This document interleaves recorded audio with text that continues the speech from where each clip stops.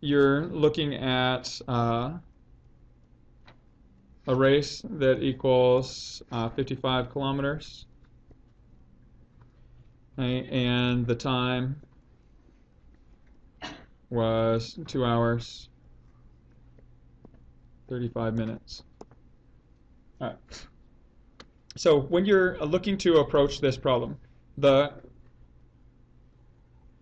couple things to keep in mind.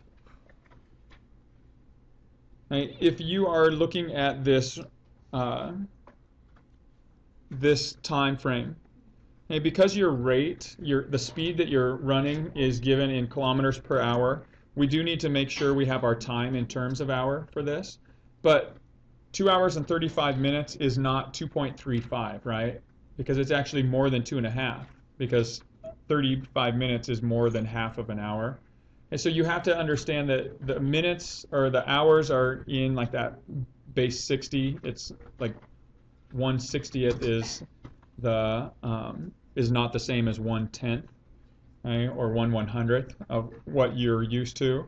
So what we need to do is you need to be able to think of this. If we convert this all into hours, this is 2 and 35. Instead of 35 hundredths, it's 35 what? 60ths of an hour. So this is actually the value that we need to be using if we're dealing with the hours and the time in this. And so this is all based on distance equals rate times time. And so here's the total distance, is 55. And that total distance is made up of a running portion and a biking portion. And regardless of the fact that the running portions come at the end, the beginning and end, there's still, you're either running the race or you're biking in the race. And so the distance biking plus the distance running has to equal the total distance. Okay, so let's kind of see what we have for each of these. Well, the distance biking is going to be the rate of 30 kilometers per hour times the time. Again, distance equals rate times time. The time that's biking, we're just going to say is t, some unknown value, some unknown number of hours. Okay, so we can substitute this in here. So 30 t is the total amount representing the biking distance.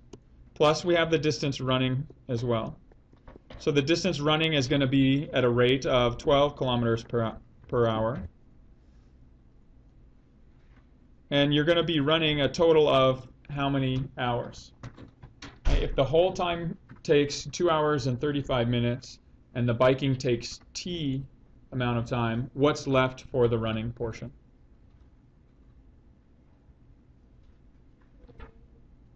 It's the whole total minus the part. So the total was 2 and 35/60ths. And then you subtract that minus the part that was spent biking. And so that's going to give you the total distance that you run, the rate of the running times the time that you run. Are there questions about where I came up with those values? Okay. So here I get my expression 12 times the quantity 2 and 35/60ths minus t. And that whole thing has to equal what? What's the total distance? 55. And so this is my actual equation. This equation right here, if I had assigned you to answer questions A and B for this part, this is the equation that would allow you to solve this. But I think all I'm asking you is to find the total number of minutes biking and the number of minutes running. Okay, so let's go ahead and solve this. So we'll use our calculators, and we're going to solve for t. And so if I type this in, I get the F2 algebra tab solve 30t plus 12 times the quantity. Now, 2 and 35/60ths. If I want to express that in this, I'm just going to put it into another set of parentheses here.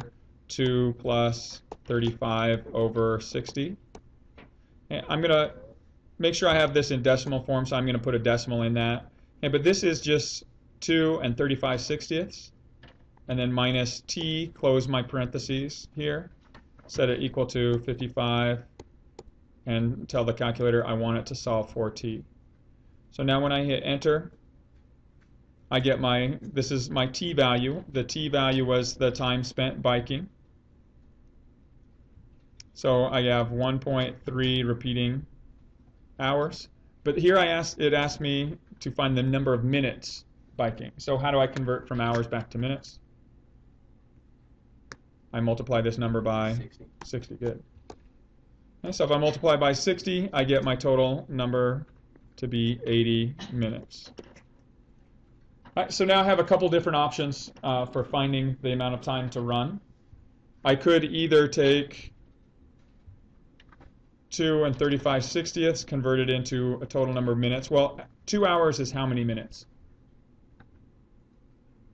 120. So what I'm going to do is I'm going to take 120 minutes, subtract the 80 that's spent biking,